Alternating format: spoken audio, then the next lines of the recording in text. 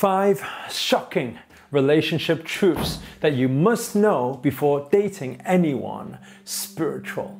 Guys, I'm really excited for this video today. Why? Because I remember my yogi master saying to me one time many years ago, Eric, the spiritual journey is a very lonely journey. He said, which yogi masters do you know that are happily married and everything?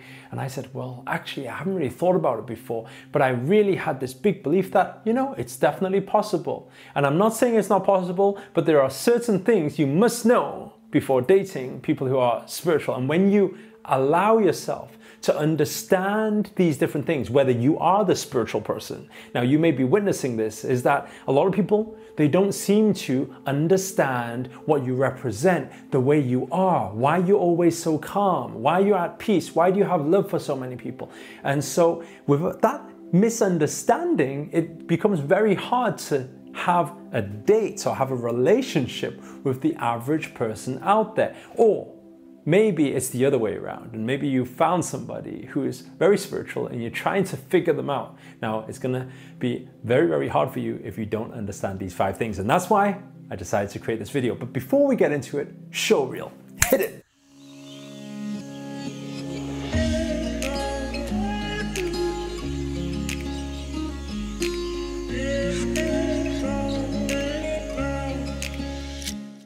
What's up guys, this is Eric here, international speaker, entrepreneur and best-selling author. And in this video, what I'm gonna do is I'm gonna break down to you the 5 shocking truths to relationship and how to actually have a relationship with a spiritual person. And I always say that this thing is not so easy if you are not aware about these 5 points. But once you become aware of these 5 points, everything starts to shift. So we're gonna get straight into it. The first point is understand that for a lot of spiritual people, especially people who are way down the line and have these high vibrational frequencies and on that journey, a lot of them, they do not react like your average person out there. So what does this mean? A lot of people, they react. And what actually happens is because people naturally react, what people do in relationships is they do something for the reaction. So to give you an example here, like in relationships, what sometimes may happen is that somebody will test somebody else's love. And how they'll do it is they'll say something like, oh, I think she's really hot. What do you think? And the reason we do that is not because we want to upset our partners, but we would say that is because we want to see their reaction. And if they have a reaction, then we know that they love or care for us. And this is why most people, we live in a very messed up world, Most people, they do these actions, and always understand this. Those of you who are used to my videos, I want you to type this below because this is a big learning, not just for relationships, but for everything in your life. And that is, there is no such thing as an action without a reaction. What does this mean? It means that when 2 people come together, whether it's in an intimate relationship or whether it's just in a business relationship, people do things, they say things, right? They act a certain way because they are looking for a reaction from the other person, because most people, they don't communicate with just truth and honesty, which is exactly how it's supposed to be, right? Nice and simple, just say it how it is. If you have a question, ask how it is. But most people, they don't dare ask. So instead, they put these testing things in there, just put some actions in there, put some words in there to test to see whether they have a reaction or not. Now, let's put it this way. If you are one of those who says, whoa, she's pretty hot, or he's pretty hot, or you say certain things, or my ex-boyfriend or my ex-girlfriend did X, Y, Z, and you test their reaction, and if a spiritual person along that journey, they learn not to react, then a lot of the time you're gonna find it a hard time because you're gonna be like, why do you don't care for me? But you won't actually say that because it's just deep down inside you know that you're testing them. But what actually happens when they don't react is you just secretly stay in that miserable state, and you're thinking, why do they not care for me? Why did they not show any reaction, right? But it's not they don't care, they do care. It's just they know not to react. That's the thing, and that's what makes it difficult. Now, for those of you who are dating people who are not so spiritual, maybe get them to watch this video and maybe this will awaken them a little to how to deal with you, okay? Now, moving on to the second point. The second point is a lot of spiritual people are very detached. What does this mean? It means they are detached from the outcome, they are detached from whatever may happen, they are detached from any type of scenario or situation. They are almost even detached to you. And what does that mean? It means that a lot of the times, let's say for example, if two people have an argument, and this happened especially when I first got into this whole spiritual journey, is that like somebody would say, oh, I don't like it how you do that, or I don't like it how you do this, or why do you do this, or why do you do that?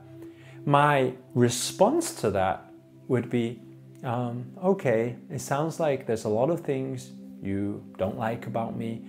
Maybe it's not right that we're together. And what happens is a lot of the time when you say that, and why do I say that? It's not because I do not love that person, but it's because I'm totally detached of any outcome. And what does that mean? It means that, yes, I love you, but if you're not enjoying this, then surely you shouldn't be in this relationship. Now, when I said that the first time, the reaction would be like this. The reaction would be like, what are you talking about? You know, why do you let go so easily? Like, do you not care about me? Like, you don't love me at all, you know? And that would be the reaction. But it's not that we don't love. It's that actually we love you on a much higher, a much deeper level. We love you so much that we want the best for you, that if we see that you're unhappy in a situation, then we would rather sacrifice ourself, our happiness, because we know that, hey, you need to be set free right now because you're not happy. You look like you're stuck. So that's why we're totally detached from that outcome. And so this is why it's very important to actually, when you're dating a spiritual person, it's not to actually complain about them, do this, do that. It's more about, hey, just having a nice open conversation and saying, hey, how about, would this work for you? And then maybe have a conversation like that. Because if you say something that's a solid point, like, I can't work with this, a spiritual person will be very natural for them just to say, okay, well, maybe we should just call it a day. And then what happens, the end result is you get really upset by that situation. So don't get yourself in that situation, okay? Now, point number three. Point number three is that a lot of spiritual people are okay to be alone because they enjoy their own time. They love themselves enough to have a good time with themselves, and they're in great company when they are alone. But the biggest problem is this: the average person out there, right? They hate the world, they hate other people, they complain and bitch about everything around them. And when they are by themselves, they're bored, they're upset, they're disappointed. And what Sadhguru once said was, he said, it's interesting because when you're in the company of other people and you say you are upset and you're angry, you're frustrated and you're not enjoying yourself, well, that's understandable because then maybe the other people don't know how to keep you happy. But when you're alone and you're unhappy, then you start needing to question the company that you are in, and that is yourself. Then maybe by changing yourself, it changes everything. Now, a lot of spiritual people, they're okay and they're totally at peace to be by themselves. What does this mean? It means that for some of you who need somebody to be very needy, and maybe needy is not like the best word for it, is because your conscious mind says, I don't want anyone to be needy. But in actual fact, your subconscious mind, when somebody is needy, you feel loved and you feel significant. So when you're dating a spiritual person, you need to get that and throw it out the door because it doesn't work that way. Because they are totally okay with being by themselves. So what does this mean? It means you also need to learn to love yourself and be okay in your space, or be okay with hanging around with your friends and doing your thing and letting them be in their space too. Now, going on to point number 4. A lot of spiritual people, they have love for everyone. What does that mean? It means that a lot of the time they see oneness, They see that everyone is equal and everyone is beautiful. Even the people who bitch, even the angry people, even the, they see through their eyes into their soul, and they still see that love and compassion. And so what does this mean? It means they have a big love for people and everything around them. And why this gets very complicated is because when two people are in a relationship and they see that their partner is in love with everybody else, it becomes a problem. It's kind of like, what about me? What about me? Now, so when you are dating a spiritual person, it's very important to learn to love yourself so that in your own space, you're happy and you're content by yourself too. But also to understand that you and your partner maybe be able to love everybody else equally as well and have that balance. And when you do, you'll find it a lot easier than needing to seek all 100% of that love from that person, right? Love them for who they are, love them the way they are, and love them even more that they have so much love for humanity. Okay? Now moving on to our final point. Point number 5 is spiritual people are always at peace. And this may sound a little bit interesting for some people who think they're spiritual, because some people who think they're spiritual get angry and pissed off still, okay? But, anger, frustration, all this stuff is the low vibrational frequencies. Once people actually hit those enlightenment stages, they are totally at peace all the time. So you can't really get a reaction out of them. You can't really get them to be angry, frustrated. And what does this mean? It means that the journey may almost feel like this, or may even feel like this. And why does that become a problem? It's because actually, as crazy as it sounds, right? Think about it. If every single day was happy, every single day was positive, you kind of feel like, there's something missing.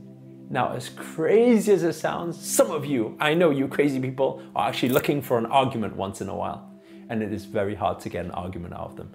What does that mean? It means look at life differently. What if you were to look at life, instead of having ups and downs, is having ups and super ups, and ups and super ups. And if you understand that it's up or more up, instead of up and down, and start enjoying that wave, that frequency in that way, and if you start allowing and being aware of this, that will start changing you and your relationship. Guys, if you've enjoyed this video, please do hit that thumbs up. If it's been of use to you in any way, please do comment below, let us know your thoughts too, and let us know where you guys have tuned in from. And finally, if you're new to this channel, remember, if you're not already, hit that subscribe button and the notifications button next to it, because this year I'm dedicated to making daily videos full of positivity, full of anything inspiring, and I'm going to travel and take you along the way. We're going to Kuala Lumpur tomorrow, so those of you who are out in Malaysia, we'll see you very shortly. And so remember to subscribe, because this year I'm dedicated to making these daily videos to keep you inspired to make 2018 your best year yet. But for now, guys, ciao.